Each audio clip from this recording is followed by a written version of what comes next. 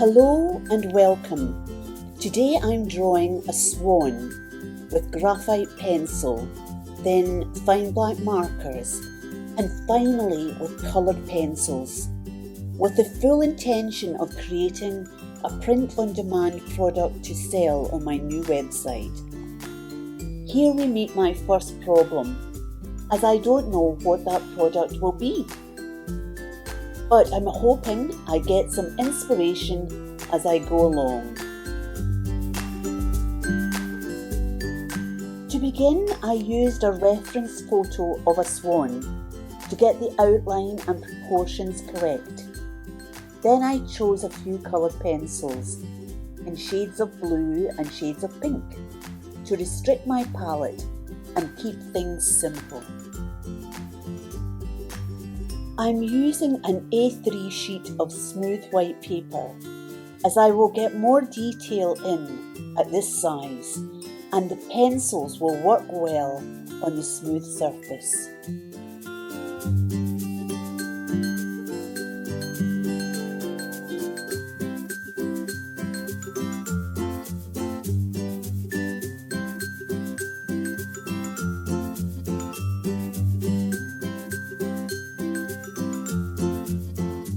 I used 3 shades of pink when one would have sufficed, but the complexity of 3 shades is interesting, I think, and I like the outcome.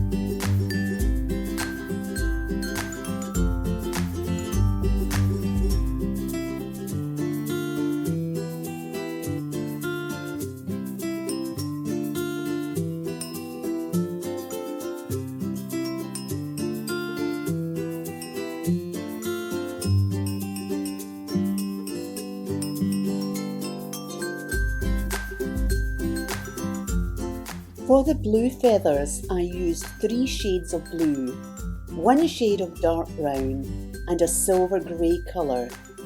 These feathers are longer and needed to look more like the real thing. I used a smudge stick here and there to blend the pencil marks, which gives a smooth look. I fully intended using a white marker at the end to highlight the feathers, but unfortunately it didn't work on top of the coloured pencils, so I had to give the idea up. But I still like the look of it nevertheless.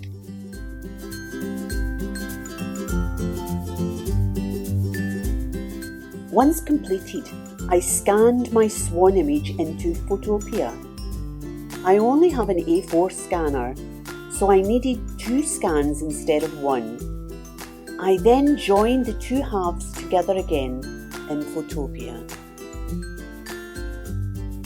Photopea is the free editing software I use to fix any little problem areas or change the size of the image.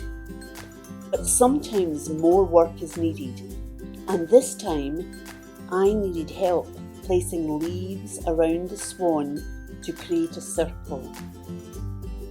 I thought this would make a better image for printing, and so I spent a bit of time creating a few leaves that I could duplicate and move around until my composition made me happy.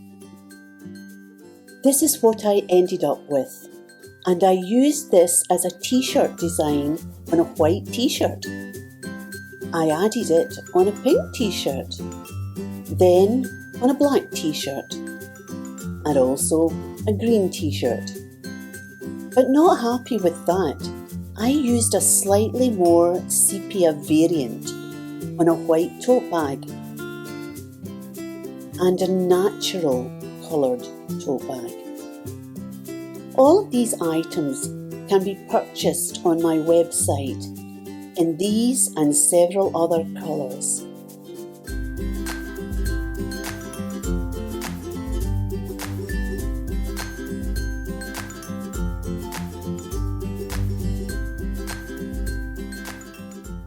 Next week, I will be sharing one or two of my sketchbooks with you and telling a few stories about the images and how I created them.